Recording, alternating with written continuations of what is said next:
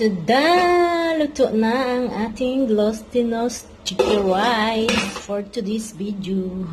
Charot. So, pwede na yung i-akel-akel. Pwede nang kainin, guys.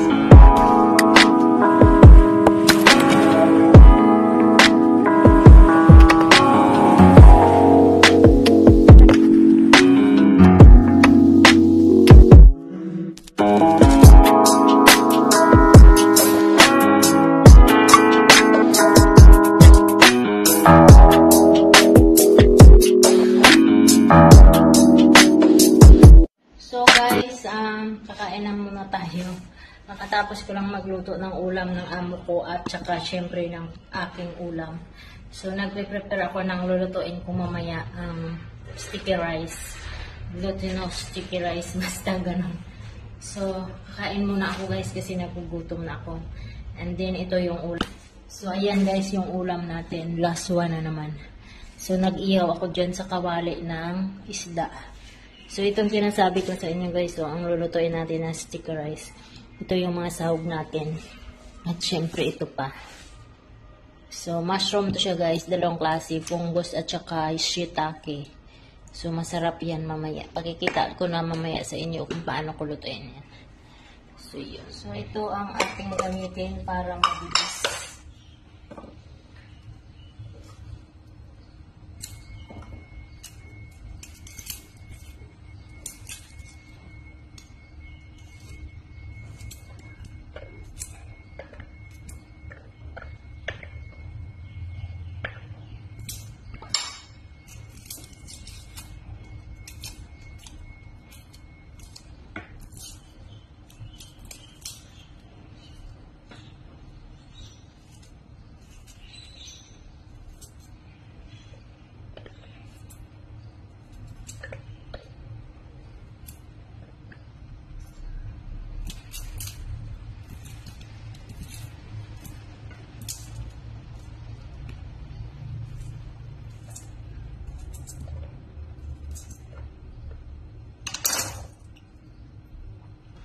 So, ito na yung ating bawang. Mas mabilis to kasi marami yung gagawa niya guys. Ayan. Diba? Bilis lang. Ilang seconds lang. Ay bawang na tayo na dinikdik. Ang gagawin natin ngayon guys is maghihiwa tayo nitong mushroom para sa ating gagawing glutinous sticky rice. Iwan ko ang tawag doon. So, hiwain ko lang ito ng maninipis tsaka igisa natin.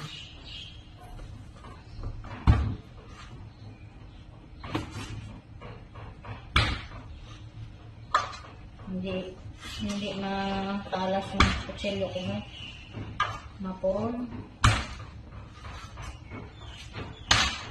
Or hindi masyado nasok yung ating mushroom. So, kailangan pala isok ng maigi, ng matagal, para lumambot. Kasi matigas tong mushroom na ito guys.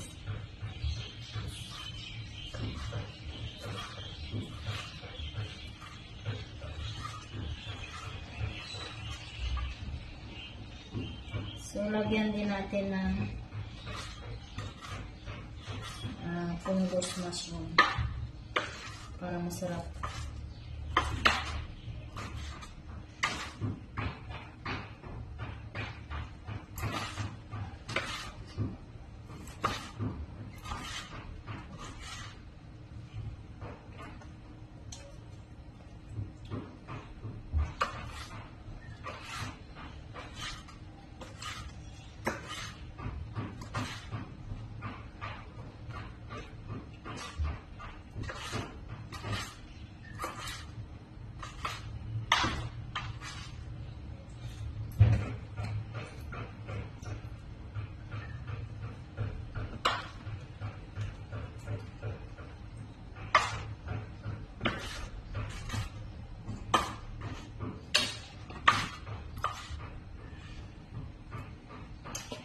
So, ito na yung ating mushroom guys na hiniwa kanina.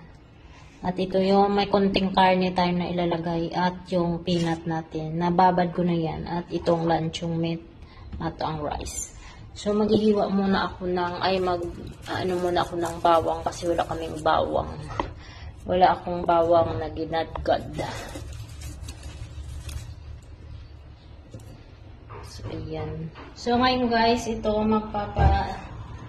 init tayo ng kawali. Actually, mainit na to siya. Lagyan ko na ng mantika. At igisa ang ating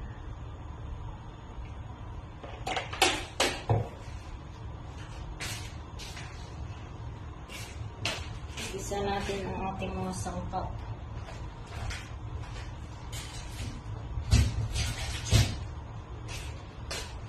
So, una, ito ang ating bawang.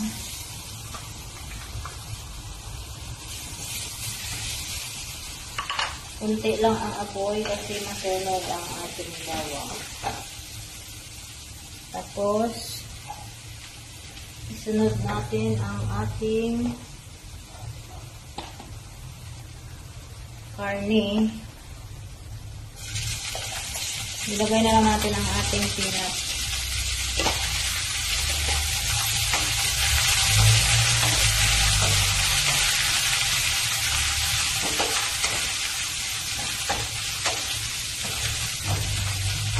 And then ang ating luncheon.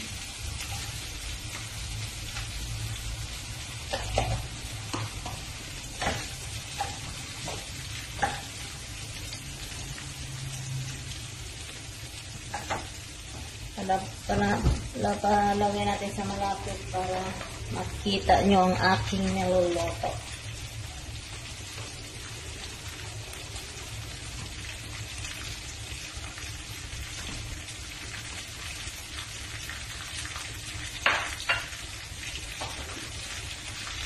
So, halu-haluin lang natin guys hanggang sa medyo matos ang ating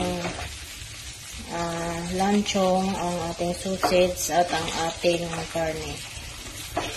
Mga 5 minutes siguro. Pwede na yan.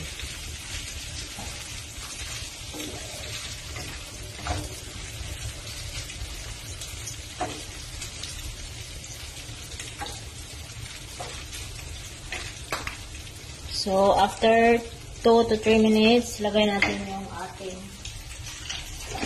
hibi. Tansya lang guys kasi maglalagay ka tayo ng mga pampalasa dito. Ang hibi maalat na to siya. Tingnan nyo, maamoy na siya. And then, syempre ilagay natin tong ating mushroom.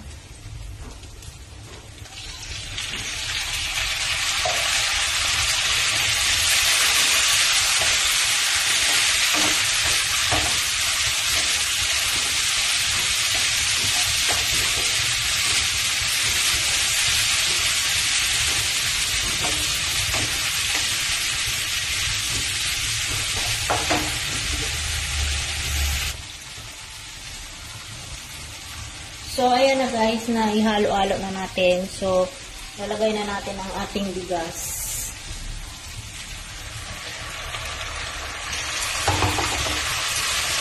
Ang ating glutinous rice.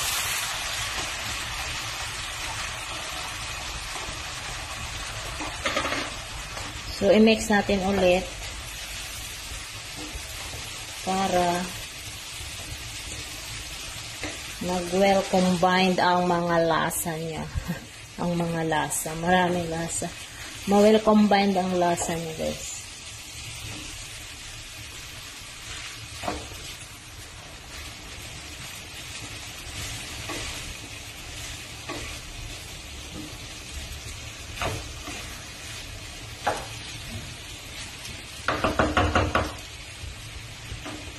Then, lagyan natin ng chicken granules or chicken seasoning.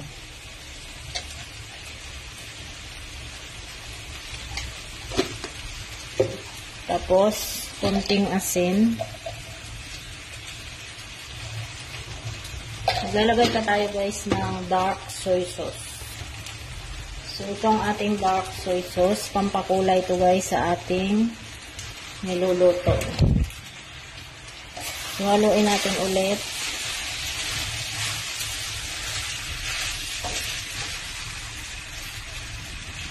Tapos, medyo natuyo na siya. Ilagay natin itong ating sabaw ng mushroom. Ang pinagababara natin ng mushroom para may lasa talaga ng mushroom.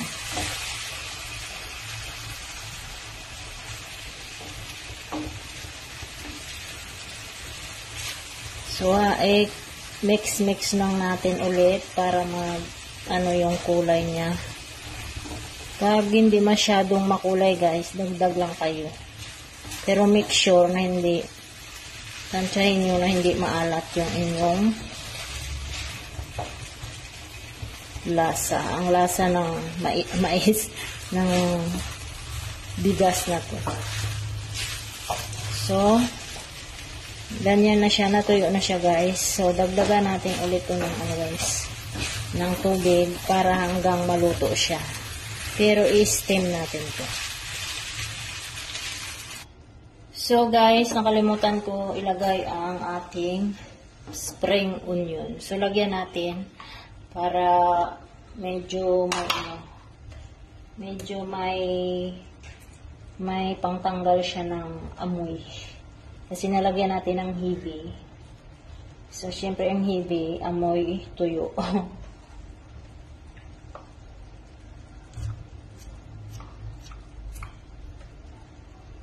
So, dagdagan natin ng coriander guys para mabango. Nagustuhan ko tong coriander ay lagay palagi sa niluluto guys kasi nababanguhan ako. At masarap, nawawala yung lansa.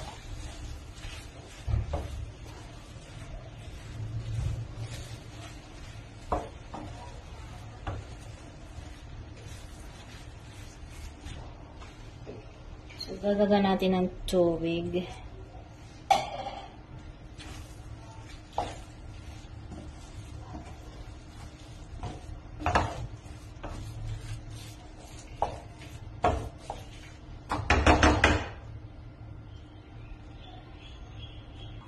So, ito na guys yung ating glutinous rice. So, ililipat natin dito kasi i-steam natin yan.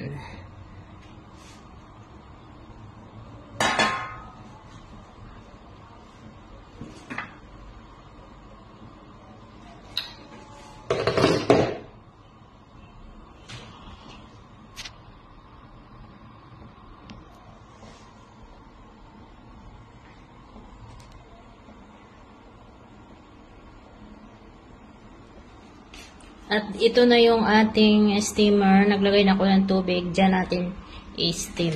So, pakuluan natin ng hanggang 30 minutes. Depende hanggang sa maluto.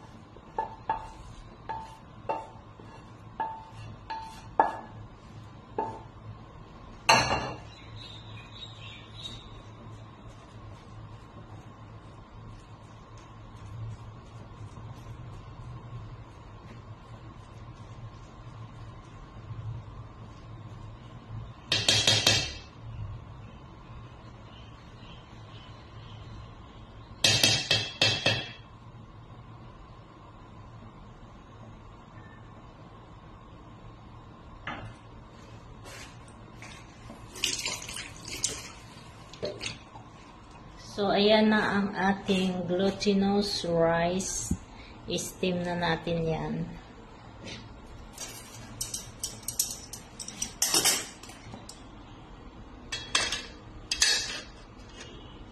So, lalagay natin dito guys.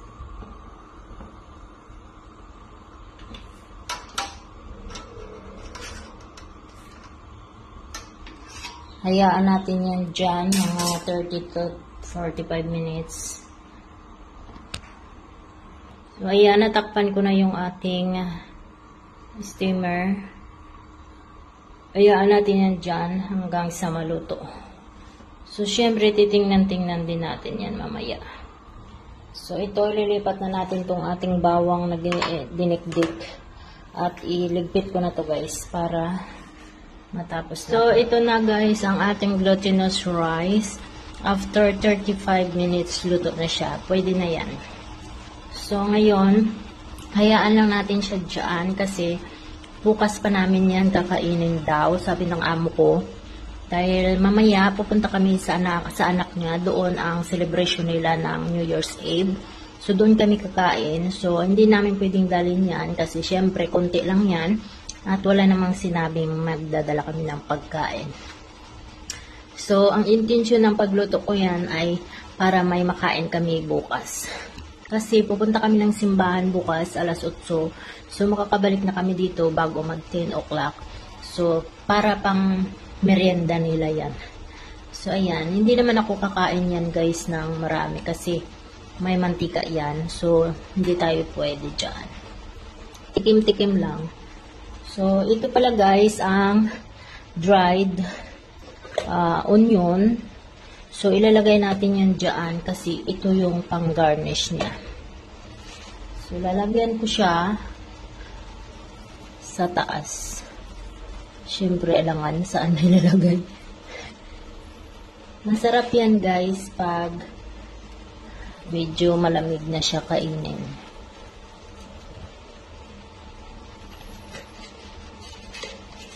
Natutunan ko lang itong gawin nung nandito ako syempre kasi pagkain nila to. So, natuto rin ako ng magluto-luto ng kanilang mga pagkain guys. Pero ayaw kong magluto kasi kakapagod no. Hindi naman ako nagluluto lahat. Minsan, bumibili. Ganun. So, ayan guys. Siguro hanggang dito na lang ulit ang ating video. Maraming salamat sa panonood. Huwag niyo pong ikaligdaang i-subscribe ang ating channel, Kitalans Vlog. Follow niyo na rin ako sa Facebook page ko, Kitalans Vlog. So, yun lang. Maraming salamat. Hanggang sa muli. Bye. Paalam.